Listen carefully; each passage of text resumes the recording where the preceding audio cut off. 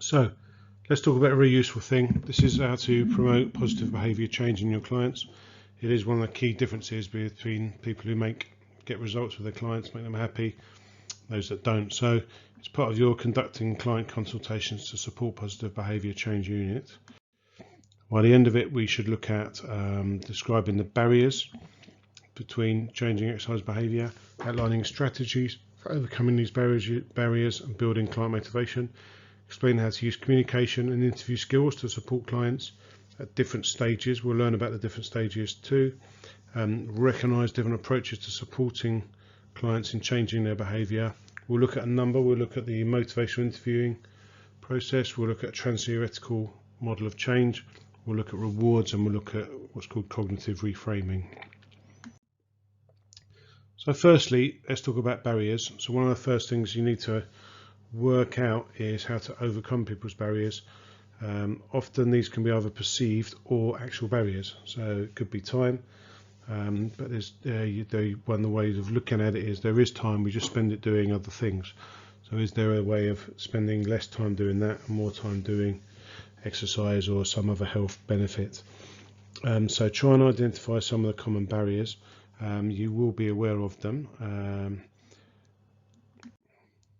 So these are common ones: some illness, injury or medical condition, which does prevent full participation, but maybe not entirely.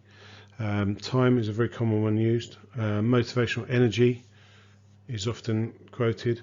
Having a lack of confidence, don't underestimate this one. A lot of people, particularly in public spaces where they have to wear certain clothes or clothes that show off some of their body, do have a lack of confidence, or they don't feel they know how to do it.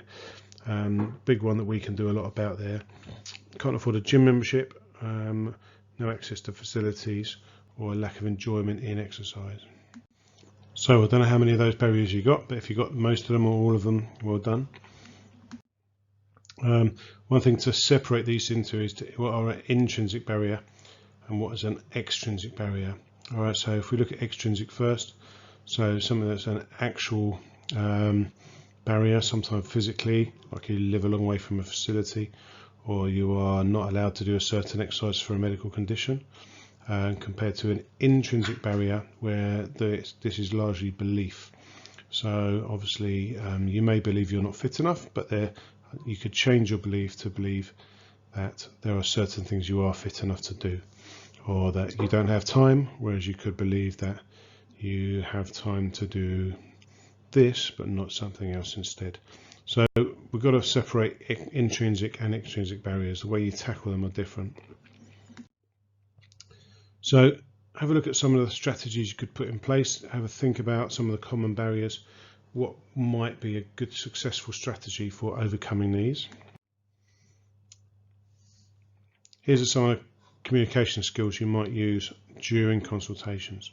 So these are often good ways of both showing you're communicating but also getting the most out of your client. So paraphrasing, so you would be expressing the meaning of something using different words to achieve clarity. So often your client will say something, you might repeat it back to them, often in a shorter form, and if you've got it accurately, that will chime with them and they will confirm that you've understood their meaning. Mirroring is the imitating of gestures or speech patterns or attitudes. Try not to do this too literally. It can appear quite false, but if you generally get in the same mind space as your client, you will find yourself using similar speech patterns, similar body language, similar attitudes. If you go in with a vastly different attitude to your client, they can not join you. So it is better to join them and then move gradually to a different frame of mind. Open-ended questions are a very good way of getting more out of your client. So rather than ask a question that has a yes or no answer, you could phrase it differently. So you could say, rather than "do you like exercise," you could say, "tell me about activity that you like," and then they will give them a better opportunity to express themselves. Closed questions can be used later on if you actually want to get a definite yes or no. Did you do any exercise this week? Would be a yes or no answer. Did you get 8 waters a day?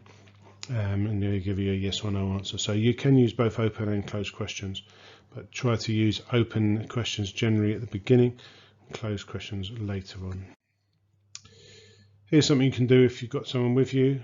You can get one of you to talk to the other. Get someone to tell you what they would do if they've won £5 million, and then just practice your paraphrasing and open-ended questions in order to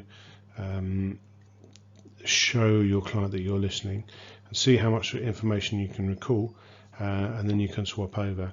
It doesn't have to be that topic, by the way. You can, any topic that they can talk for some time on is fine.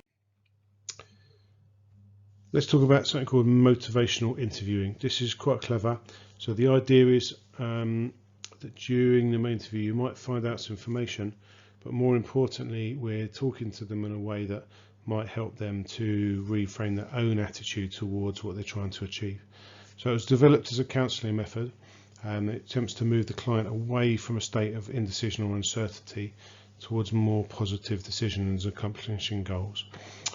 So with the principles are outlined in something called rule.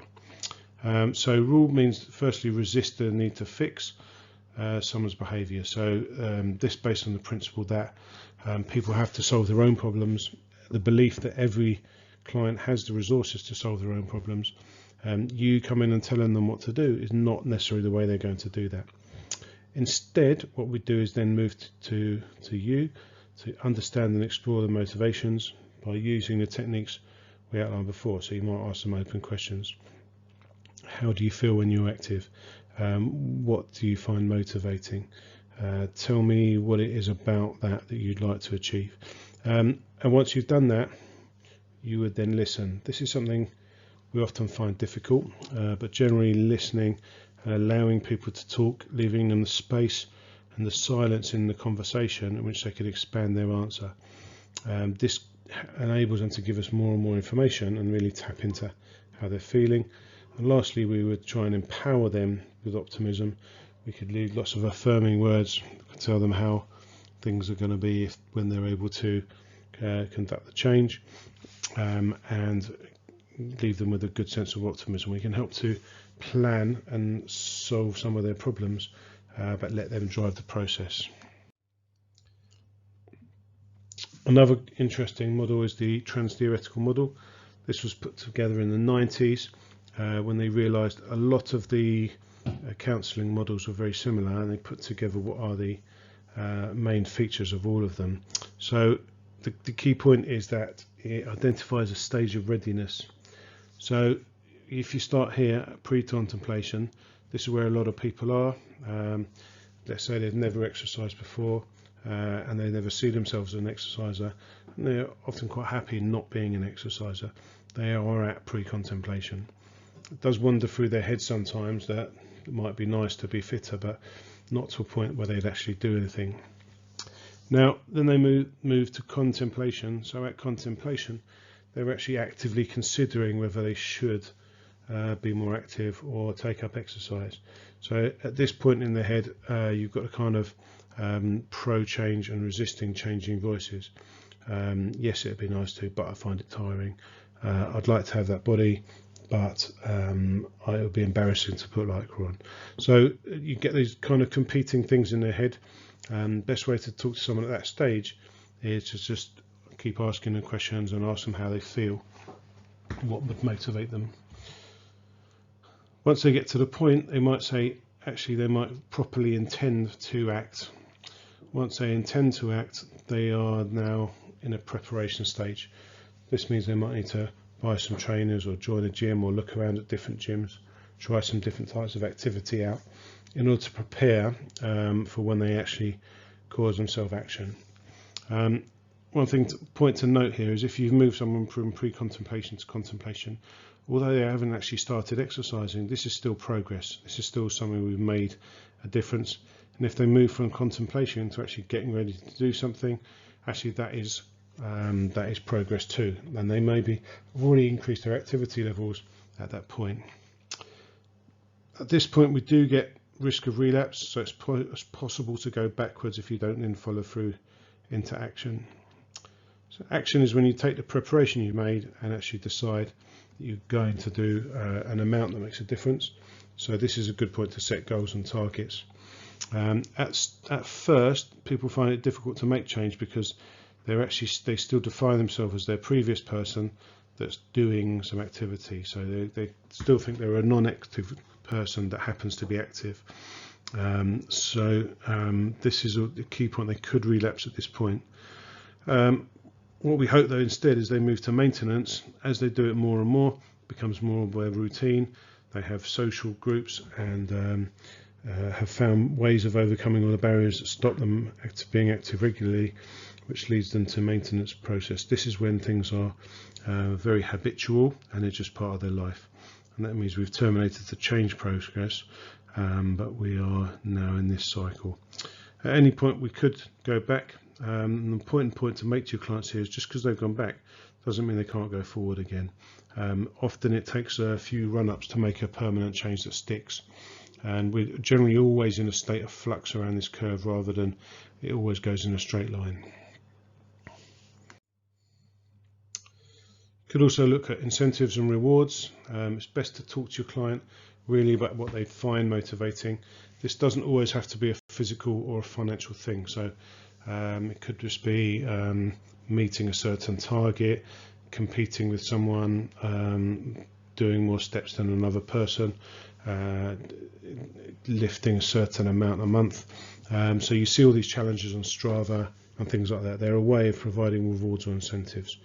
It could be actually more financially rewarding, could be free memberships or drinks, bottles, t-shirts. So something at the beginning is an incentive, and something at the end is a reward. So I'm going to put the link to this up on the group so you don't have to watch it through the PowerPoint. But the idea of cognitive reframing is very interesting. You've got to take people's negative attitudes, turn them into a positive thinking one. So often people run their head in a way that provides quite a lot of barriers. So if you reframe those barriers, you can reframe them as a more successful outcome. So I will post this separately into the page. So you should now be able to describe the barriers to behaviour change, outline strategies for overcoming barriers and motivation, outline how to use communication interval skills to support and recognise different behaviour approaches, motivation interviewing, transtheoretical model, rewards and cognitive reframing.